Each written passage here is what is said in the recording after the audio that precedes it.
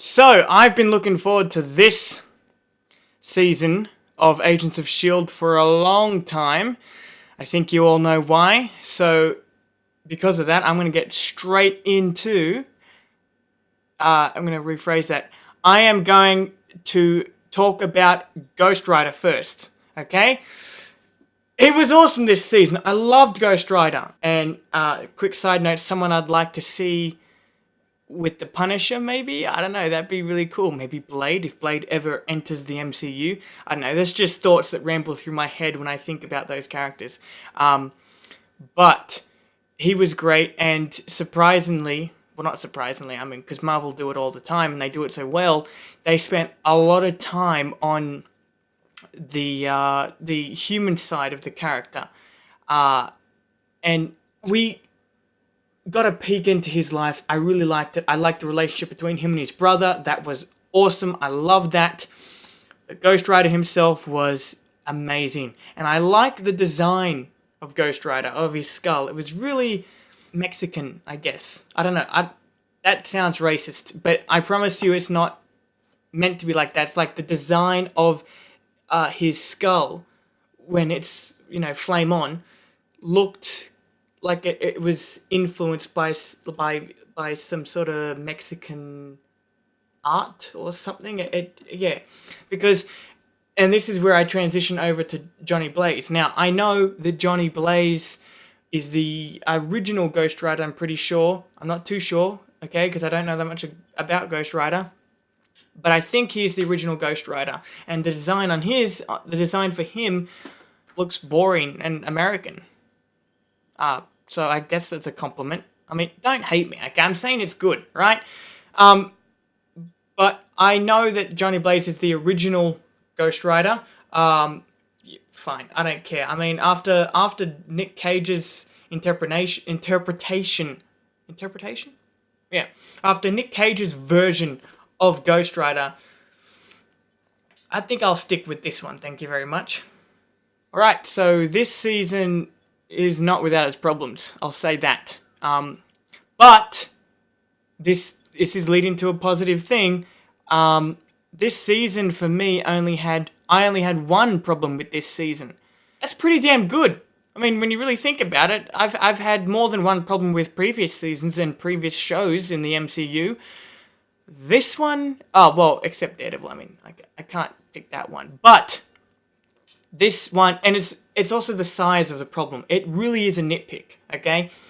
The character Anton Ivanov, I didn't like him. He is the leader. We find out in this season that he has been leading the Watchdogs the entire time. Now, well, I think since season 4, but whatever. The Watchdogs are a group of inhuman haters. They're radical. They're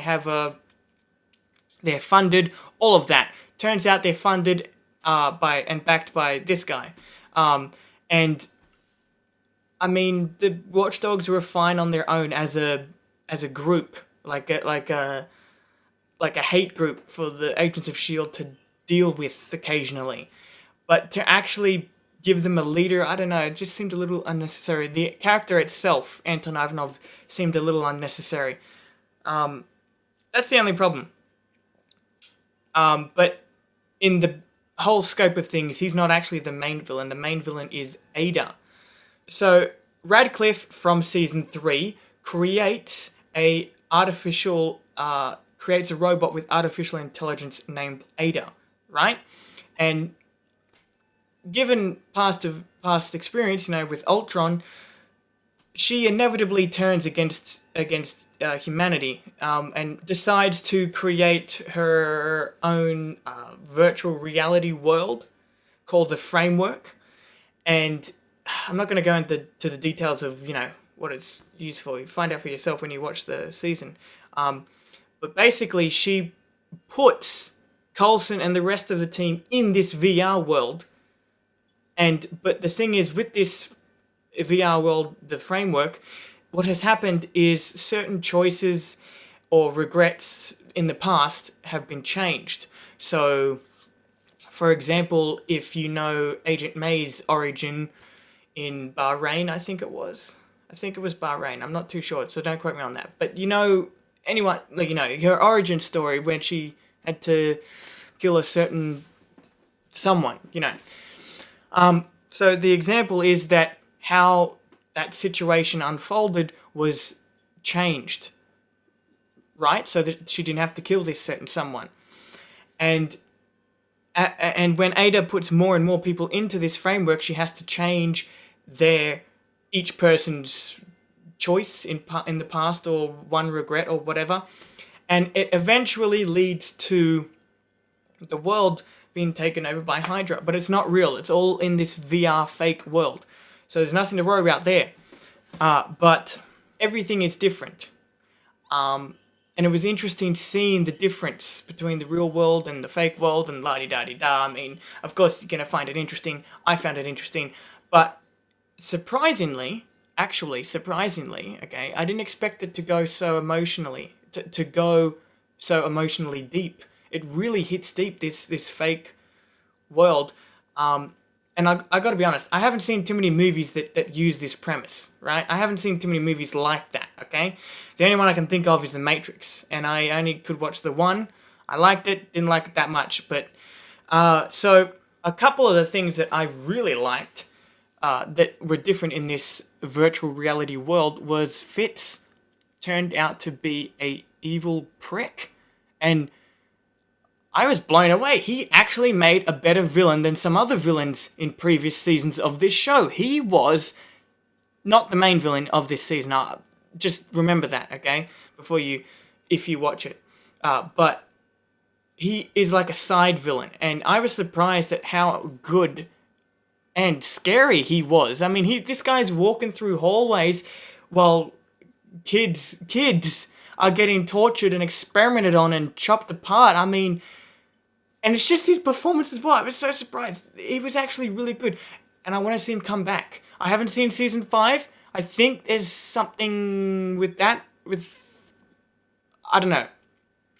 But I just want to see the villain come back. Maybe be the main villain of a whole season. That'd be pretty good because he was so good. Anyway, another storyline in this fake world that I really liked was Mac. Now, to quickly inform you guys... Mac, in the real world, had a daughter. A potential daughter, I guess you could say. Him and his wife that he was married to ages ago, they've now, divorced anyway, whatever. They were about to have a kid, but had a miscarriage. And they had a name picked out and everything. They were going to call her Hope. And in this virtual reality world, she exists.